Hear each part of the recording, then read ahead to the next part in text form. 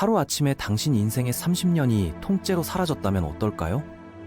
아침에 눈을 떠보니 청소년기부터 중년까지의 모든 기억이 지워져 있고 그 시간 동안 무엇을 했는지, 어디서 살았는지, 누구를 만났는지 전혀 알 수 없다면 얼마나 당황스러울까요?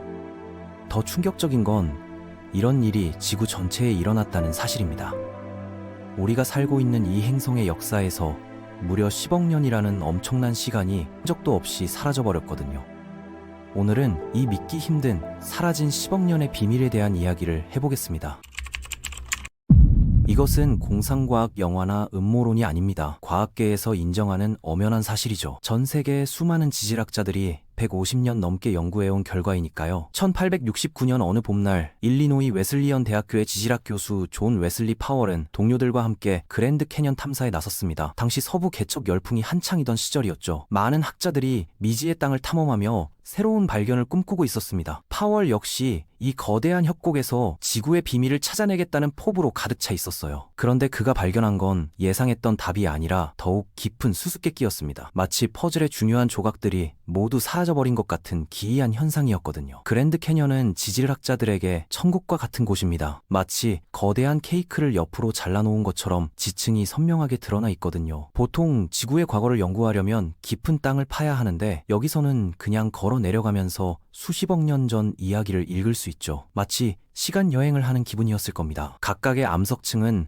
마치 일기장의 한 페이지처럼 그 시대의 기후와 환경, 생명체에 대한 정보를 담고 있습니다. 그래서 과학자들이 이곳을 신들의 도서관이라고 부르는 거예요. 하지만 파월이 이 거대한 도서관을 자세히 들여다보면서 이상한 점을 발견했습니다. 협곡 바닥 근처에 있는 20억 년 전 암석 바로 위에 5억 년 전 암석이 놓여 있는 거였어요. 중간에 있어야 할 15억 년치 암석층이 완전히 사라져 있었죠. 처음에는 계산 실수라고 생각했습니다. 하지만 아무리 다시 계산해봐도 결과는 같았어요. 마치 누군가가 거대한 지우개로 지구 역사의 한 부분을 깔끔하게 지워버린 것 같았습니다. 이런 현상을 목격한 파월의 충격은 상상을 초월했을 겁니다. 10년 후 또 다른 유명한 지질학자 클래런스 더튼이 파월의 연구를 이어받아 더 정밀한 조사를 진행했습니다. 더튼은 협곡 깊숙한 곳에 오래된 암석층들이 비스듬히 기울어져 있다는 걸 발견했어요. 원래 바다나 강에서 수평으로 쌓인 퇴적물이 지각 변동으로 인해 기울어진 후 오랜 세월 침식을 받아 표면이 깎여 나갔죠.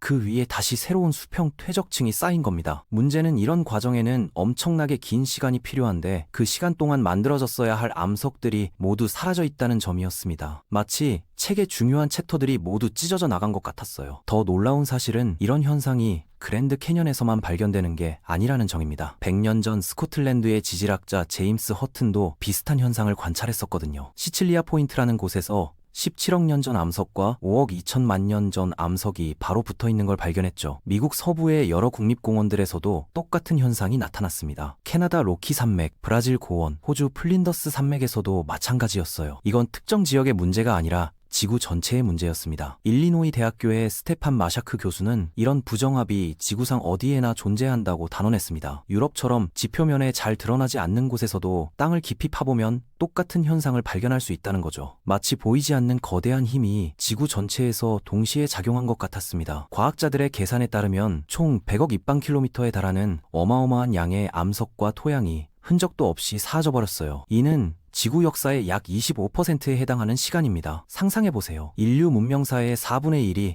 갑자기 사라져버렸다고 생각해보면 그 충격이 얼마나 클지 이해할 수 있을 거예요. 이 대부정합이라고 불리는 현상이 더욱 미스터리한 이유는 다른 중대한 사건들과 시기가 겹친다는 점입니다. 가장 주목할 만한 건 캄브리아기 대폭발이에요. 약 5억 4,200만 년 전부터 지구 생명체의 종류가 폭발적으로 증가했거든요. 그 전까지는 주로 단순한 미생물들만 존재했는데 갑자기 껍데기와 뼈를 가진 복잡한 생물들이 대거 나타났죠. 서로를 사냥하고 먹이사슬이 형성되면서 오늘날과 비슷한 생태계가 만들어졌습니다. 흥미롭게도 이 생명 대폭발이 시작된 시점이 대부정합이 끝난 시점과 정확히 일치해요. 이런 우연의 일치가 단순한 우연일까요? 과학자들은 점점 이 두 사건이 밀접하게 연관되어 있다고 확신하고 있습니다. 두 번째 우연의 일치는 지구 자기장의 급격한 약화입니다. 로체스터 대학교 연구진이 캐나다와 호주의 고대 화산암을 분석한 결과를 발표했어요. 약 5억 6,500만 년 전 지구 자기장이 현재의 10분의 1 수준까지 약해졌다는 걸 발견했습니다. 이런 상태가 약 500만 년간 지속됐죠. 자기장이 약해지면 태양에서 오는 유해한 방사선이 그대로 지표면에 도달하게 됩니다. 마치 우산 없이 폭우를 맞는 것과 같은 상황이었을 거예요. 그런데 신기하게도 자기장이 정상으로 돌아온 시기가 캄브리아기 생명 폭발 시기와 거의 일치합니다. 이렇게 정확한 타이밍이 과연 우연일까요? 세 번째는 에디아카라 생물군의 대멸종입니다. 캄브리아기 이전에 살았던 독특한 생물들이 약 5억 4천만 년 전 갑작스럽게 멸종했어요. 버지니아 폴리테크닉 대학교 연구진은 2022년 발표한 논문에서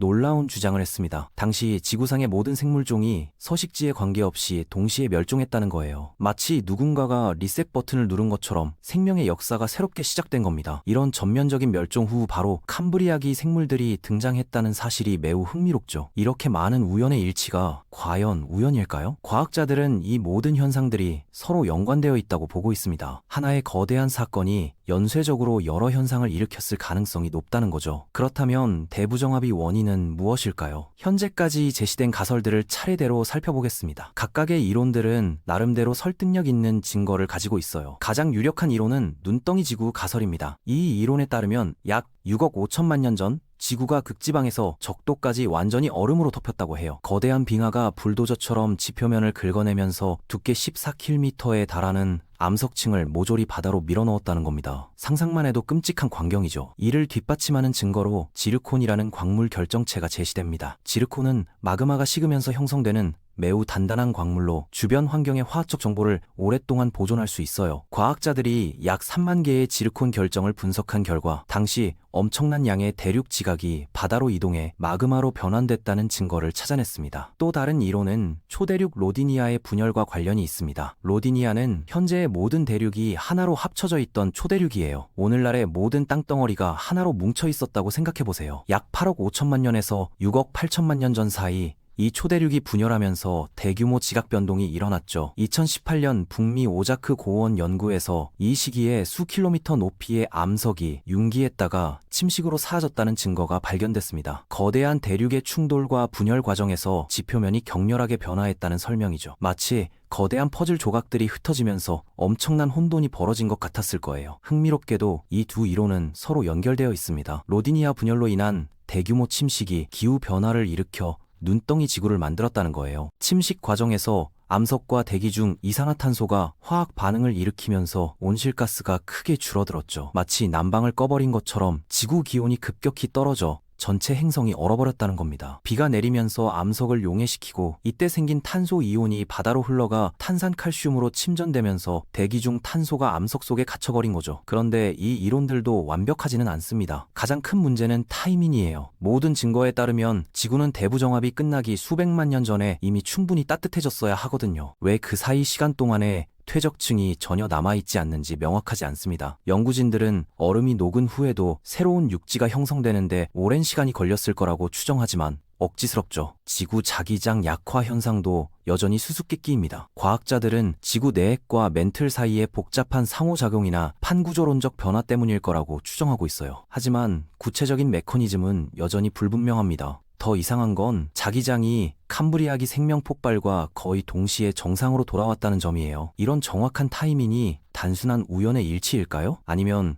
우리가 아직 모르는 더 큰 원리가 작용하고 있는 걸까요? 하지만 캄브리아기 대폭발과 대부정합의 연관성은 비교적 명확합니다. 그렇게 거대한 규모의 지표 파괴는 분명히 생명체에 엄청난 영향을 미쳤을 거예요. 육지에서 바다로 이동한 엄청난 양의 지질학적 물질들이 해양의 화학적 구성을 근본적으로 바꿔놓았거든요. 칼슘, 칼륨, 인 등 생명체의 필수적인 원소들이 바다에 대량 공급되었죠. 이런 풍부한 영양분 공급이 복잡한 생물들이 진화할 수 있는 조건을 만들었다는 겁니다. 특히 이런 무기물들이 생물이 껍데기와 골격을 만드는 생물 광물화 과정에 핵심적인 역할을 했을 거라고 추정됩니다. 또한 빙하가 깎아낸 움푹한 지형들이 얕은 바다를 만들어 해양 생물들이 번성할 수 있는 이상적인 환경을 제공했을 수도 있고요. 비록 직접적인 증거는 부족하지만 논리적으로 충분히 설득력 있는 설명이죠. 파괴가 곧 창조의 밑거름이 되었다는 아이러니한 상황인 셈입니다. 결국 대부정합은 파괴와 창조가 함께 일어난 지구 역사상 가장 극적인 사건이었을지도 모릅니다. 혹독한 추위와 거대한 빙하가 기존 생태계를 완전히 파괴했지만 새로운 기회를 만들었죠. 바로 그 파괴가 새로운 생명의 번영을 위한 토대가 되었던 겁니다. 마치 산불이 지나간 자리에서